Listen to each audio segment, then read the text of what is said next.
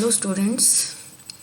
इससे पहले वाली क्लास में हम डिस्कस कर रहे थे कि भाई किस तरह से सुदूर संवेदन और जीआईएस का प्रयोग आजकल हम कर रहे हैं अलग अलग चीज़ों की जानकारी प्राप्त करने के लिए। तो उसी में नेक्स्ट स्टेप है हमारा जो रिमोट सेंसिंग और जीआईएस है उसका प्रयोग सॉइल ऑर्गेनिक कार्बन कंटेंट पता लगाने में।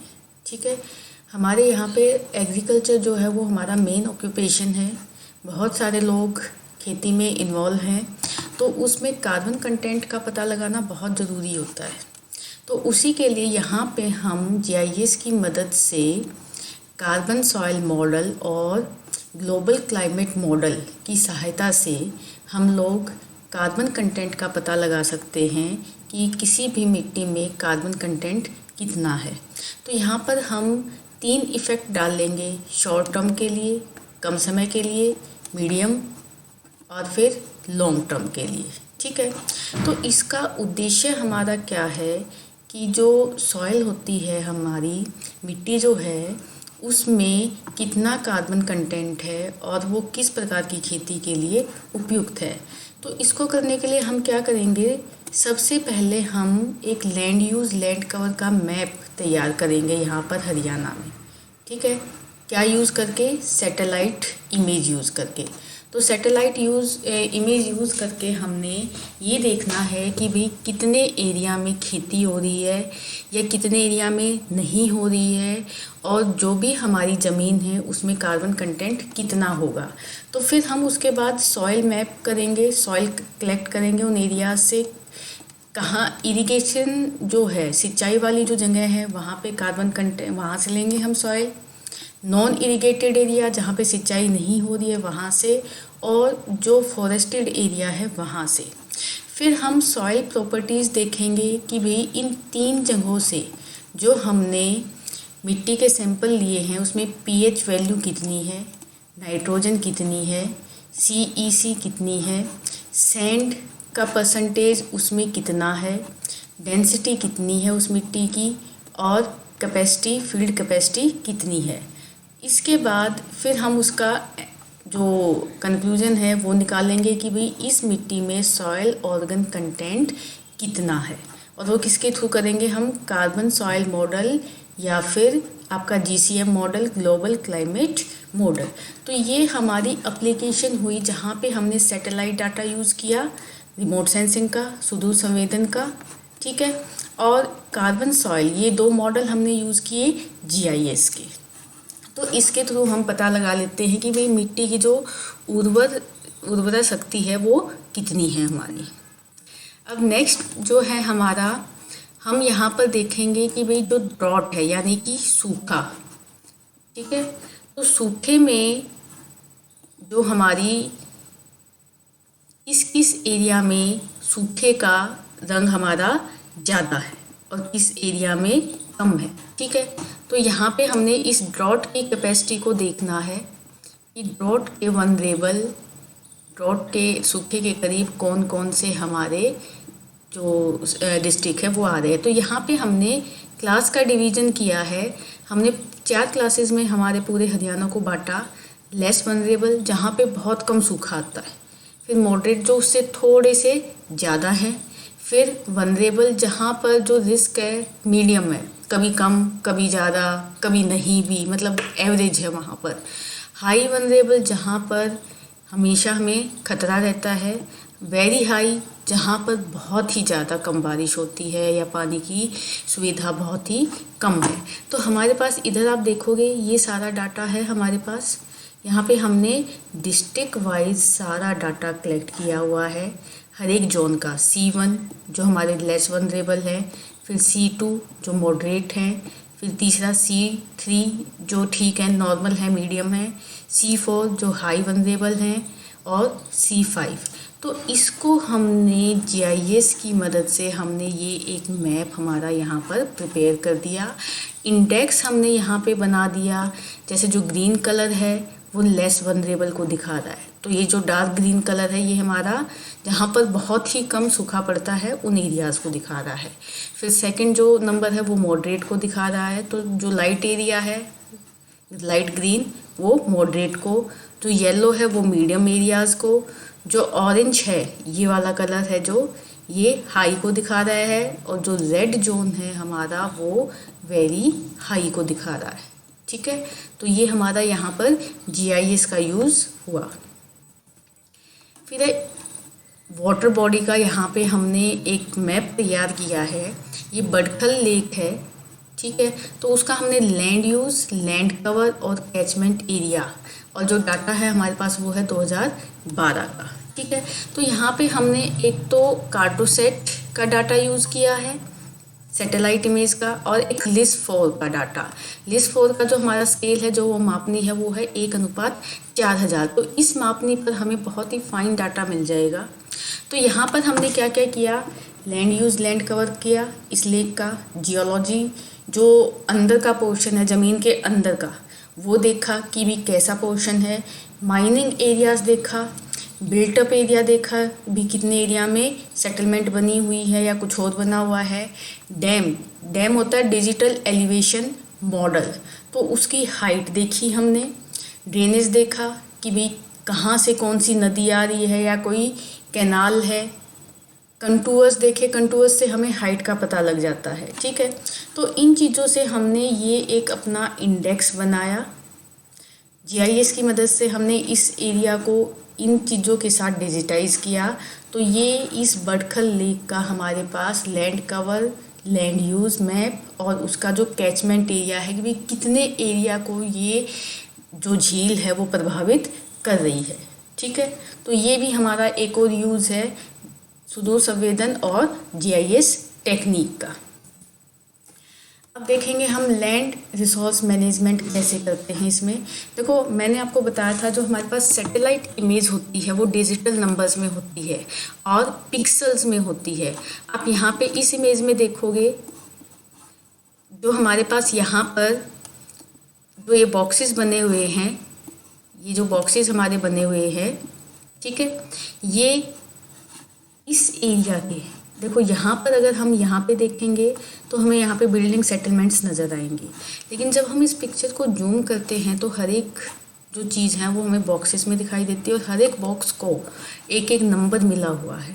तो जो हमारी सैटेलाइट इमेज है वो इन्हीं पिक्सल्स पे और इन नंबर्स पे, जिनको हम डिजिटल नंबर्स कहते हैं, इन पे हमारी पूरी जो सैटेलाइट इमेज है वो इन्हीं पे रहती है।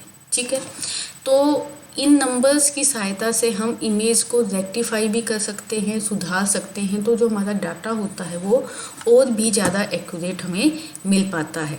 एरियल फोटोग्राफ में ऐसी कोई चीज़ नहीं होती, हम उस एरियल फोटोग्राफ को रेक्टिफाई, मॉडिफाई नहीं कर सकते। ये अगला यूज़ है वाटर एंड सीवरेज मैनेजमेंट का। अगेन यहाँ पे हमने एक डिजिटल एलिवेशन मॉडल टेक्निक का यूज़ किया है। ये जितनी भी आप ब्लू लाइंस देख रहे हो ये सारी की सारी जो है सीवरेज लाइंस हैं। तो इससे हमें आइडिया लग जाता है कि भाई जो सीवर लाइन है वो कहाँ कहाँ से गई हुई है। ठीक है, ये कंस्ट्रक्शन साइट है जिसका हम पता लगा सकते हैं सैटेलाइट इमेज से कि भाई कहाँ पे क्या क्या चेंजेस आ रहे हैं। जैसे ये एरिया है एग्रीकल्चर लैंड है, ये जो ग्रीन स्पेसेस हैं यहाँ पे दिखाई दे रहा है कि भी इसमें फसलें उगी हुई है। तो ये ब्लैंक है, यहाँ पर जो लैंड है खाली पड़ी है। ये रोड है, ये रोड आ रहा है हमारा। ठीक है, इधर ये ओपन स्पेसेस है, पर इधर यहाँ पर हमें कुछ चीज़ें बनी हुई दिखाई दे रही हैं। तो ये बिल्टअप एरिया है हमारा। ठीक है, ये देखो किसी कंस्ट्रक्शन साइट है, सेक्टर गुड़गांव 77। तो यहाँ पर चेंजेस दिखाए हुए हैं। पहली इमेज हमारी 2017 की है, दूसरी 2018 की है, तीसरी 2019 की है। तो इन तीनों इमेजेस को हम देखकर ये आइडिया लगा सकते हैं कि भाई इस एरिया में कितनी डेवलपमेंट हुई है। देखो 2017 की पिक्चर में बहुत कम डेवलपमेंट हो रखी है, लेकिन जब हम 2018 में जाते हैं, देखो यहाँ पे ये रोड नहीं बना हुआ, लेकिन यहाँ पे ये रोड बन गया। ये भी एरिया कंस्ट्रक्शन यहाँ पर नहीं हो रखी, लेकिन यहाँ पर कंस्ट्रक्शन हो रखी है। तो 2017 से 2018 में काफ़ी सारे चेंजेस आए। उसके बाद 2019 में लगभग सिमिलर है, ज़्यादा चेंजेस नहीं है। तो इससे क्या पता लगा हमें कि भाई रिमोट सेंसिंग सुदूर संवेदन से हम चेंज डिटेक्शन का पता लगा सकते हैं कि भाई कितने एरिया में क्या क्या चेंजेस आए। ये देखो क्रॉप कंडीशन हम पता लगा सकते हैं ग्रीनरी देखकर। यहाँ से देखो, अगर आप इस पोर्शन में देखोगे तो यहाँ से वो फसल है वो कटी हुई है, लेकिन यहाँ पर फसल ठीक है। यहाँ पर कुछ और ही अलग तरह का पैटर्न हमें दिखाई दे रहा है। तो इससे हमें ये पता लग जाता है कि भाई कितने एरिया में कौन सी क्रॉप यहाँ पर लगी हुई है। ये बिल्कुल ये वाला एरिया बिल्कुल खाली पड़ा है, ठीक है। ये पेड़ हमें यहाँ पे दिखाई दे रहे हैं, ठीक है। यहाँ भी ये खाली एरिया है। ये यहाँ पे सबसे ज़्यादा थिक एरिया है, ये हो गया, ये वाला हो गया, ये वाला हो गया। तो ये हमें एक पैटर्न पता लग रहा है कि भाई ये जो थिक एरिया है यहाँ पे क्रॉप है, ये बिल्कुल खाली पड़ा है, यहाँ पे कोई क्रॉप नहीं है। इवन यहाँ पर भी क्रॉप हमें लग रही है, यहाँ पे कोई क्रॉप नहीं लग रही। तो हम यहाँ से क्रॉप की जो कंडीशंस हैं उसका अंदाज़ा लगा सकते हैं।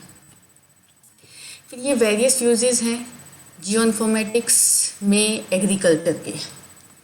तो एग्रीकल्चर में हम कहाँ कहाँ पर क्या क्या कर सकते हैं। एग्रीकल्चर लैंड की हम मॉनिटरिंग कर सकते हैं, देख सकते हैं कि भाई कितनी लैंड है, क्या पिछले कुछ सालों में ये लैंड किसी बिल्डअप एरिया में कन्वर्ट हुई है या उसका क्या स्टेटस है, ठीक है। उसके बाद हम क्रॉप एरिया, कितने एरिया में फसल उगी हुई है उसका अंदाज़ा लगा सकते हैं, और उस अंदाजे के आधार पर हम प्रोडक्शन की फोरकास्ट बता सकते हैं कि भाई इसमें क्रॉप की कंडीशन ये है तो जो हमारा उत्पादन है वो इतना होगा।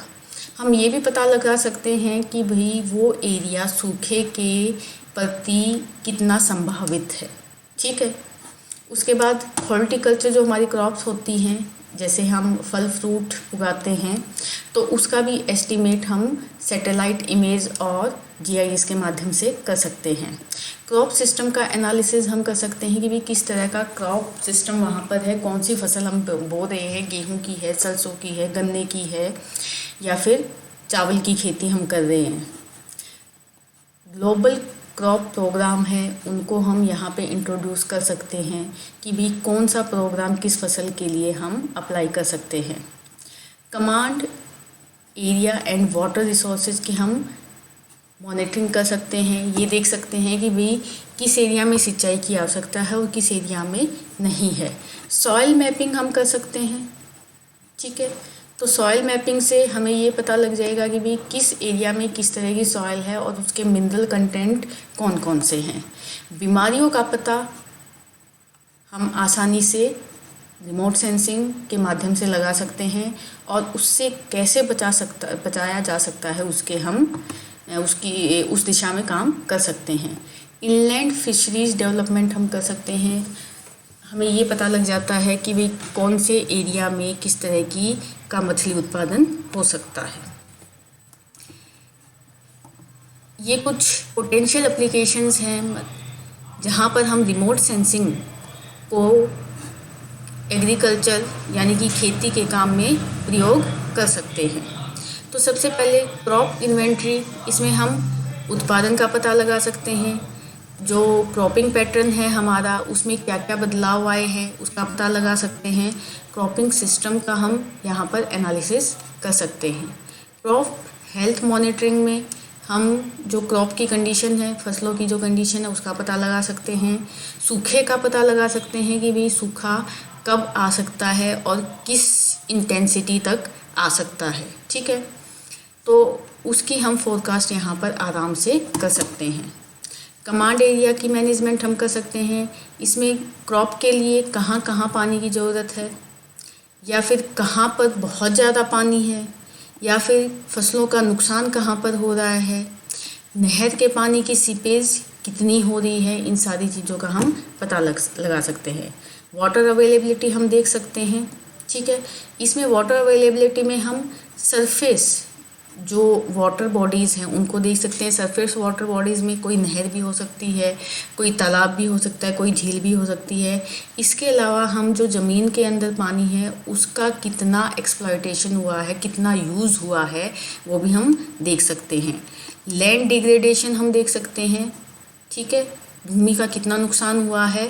तो इसमें हमें ये पता लग जाता है जो वेस्ट लैंड है हमारी, जो बंजर भूमि है, उसका जो विस्तार हुआ है या वो कम हुई है। मिट्टी में क्या क्या प्रॉब्लम्स हैं इनका पता हम लगा सकते हैं। पानी की अधिकता, जहाँ पर दलदली भूमि हो जाती है और लवणता की जो प्रॉब्लम है वो आ जाती है, वो हम आसानी से पता लगा सकते हैं। फिर ड्रेनेज असेसमेंट हम यहाँ पर कर सकते हैं, ठीक है। जैसे जो हमारे नेचुरल डिज़ास्टर होते हैं, साइक्लोन है या बाढ़ है, उससे कितना नुकसान हुआ है या कितना हो सकता है, उसका हम पता लगा सकते हैं। इसके अलावा जो बीमारियां हैं, जैसे पीछे टिड्डी अटैक हुआ था फसलों पे राजस्थान के एरिया में, तो वो भी एक डिजीज़ थी, मतलब पेस्ट का अटैक था वहाँ पे। तो उन चीज़ों का भी हम पता लगा सकते हैं। उसकी फोरकास्टिंग हमने की तो उससे बचाव के तरीके हम लोग ढूंढ सकते हैं। वाटरशेड मैनेजमेंट है, ठीक है, कि भाई किस तरह से हम पानी का मैनेजमेंट कर सकते हैं। तो इसमें कैरेक्टराइजेशन, प्रायोरिटाइजेशन, उसकी डेवलपमेंट हम कैसे कर सकते हैं, मॉनिटरिंग हम कैसे कर सकते हैं। फिर है मॉनिटरिंग एग्रीकल्चर ऑपरेशंस। इसमें जो प्रोग्राम है हमारा कि भी कब फसल बोनी चाहिए, कब काटनी चाहिए, इस तरह के हम कर सकते हैं। टोटल जो क्रॉप एरिया है हमारा, उसका पता हम आसानी से लगा सकते हैं। तो ये हमारी कुछ एग्रीकल्चर में रिमोट सेंसिंग की एप्लीकेशन थी कि भी रिमोट सेंसिंग के माध्यम से हम ये काम आसानी से कर सकते हैं और खेती के कार्य में हमें यहाँ पर आसानी हो सकती है। फिर अब परिवहन में जो है सैटेलाइट का क्या यूज़ होता है। आज के दौर में हम हर जगह पर जीपीएस सिस्टम का प्रयोग करते हैं, ठीक है। इवन आपकी गाड़ियों में या आपके फ़ोन में गूगल मैप होता है। गूगल मैप पे आप अपनी लोकेशन भरते हो, डेस्टिनेशन भरते हो और आपको रास्ता अपने आप दिखाई दे जाता है। तो ये हमारा जीपीएस का प्रयोग है नेविगेशन सैटेलाइट सिस्टम के थ्रू। ये अलग अलग तरह के हमारे जीपीएस होते हैं, ठीक है। अब ये देखो आप यहाँ पर, ये एक पूरा जाल है हमारा यहाँ पर सैटेलाइट्स का, जो पूरी पृथ्वी को घेरे हुए है। तो नेविगेशन को काम करने के लिए यहाँ पर सैटेलाइट की ज़रूरत होती है, ठीक है। तो इन सैटेलाइट्स का काम क्या होता है कि भाई ये पृथ्वी से सिग्नल लेती हैं और फिर उस सिग्नल को जो भी व्हीकल होता है उस तक भेजती है। आप इसमें आओगे यहाँ पर देखो, एक सैटेलाइट, दो सैटेलाइट, तीन सैटेलाइट, चार सैटेलाइट। तो हमारे जीपीएस को काम करने के लिए कम से कम यहाँ पर 4 सैटेलाइट की ज़रूरत पड़ती है, तभी हमारा जीपीएस ठीक से काम कर पाता है। तो ये चारों सैटेलाइट एक दूसरे को सिग्नल पास करती हैं और वो सिग्नल हमारे व्हीकल तक पहुँचता है, जिससे हमें रास्ता दिखाई देता है। ये एक मैप है हरियाणा का सैटेलाइट इमेज के साथ। तो यहाँ पर हमने कुछ पॉइंट्स इकट्ठा किए, 251 पॉइंट ग्राउंड ट्रूथ के द्वारा, और उसको हमने फिर यहाँ पे मैप पे प्लॉट किया। तो ये एक एग्रीकल्चर डाटा है पैडी और कॉटन का, चावल और जो कॉटन है उसकी खेती का 2017-18 का। तो यहाँ पे हमने क्या पाया, 206 पॉइंट तो हमारे पैडी के और 45 पॉइंट कॉटन के। तो जो हमारे ये पॉइंट हैं, ये एरिया है, ये डोमिनेट कर रहा है हमारी चावल की खेती को। जो येलो वाले हैं ये हमारी कॉटन की खेती को। तो ये देखो हम कितनी आसानी से ये पता लगा पा रहे हैं कि भाई हरियाणा के किस एरिया में चावल की खेती हो रही है और किस एरिया में कॉटन की खेती हो रही है। ये एक कंस्ट्रक्शन साइट है गुड़गांव की। हमें पता लग रहा है कि भाई रोड कहाँ पर है। ये रोड हो गया, ये पेड़ लगे हुए हैं, ये बिल्टअप एरिया है, ठीक है। Thank you.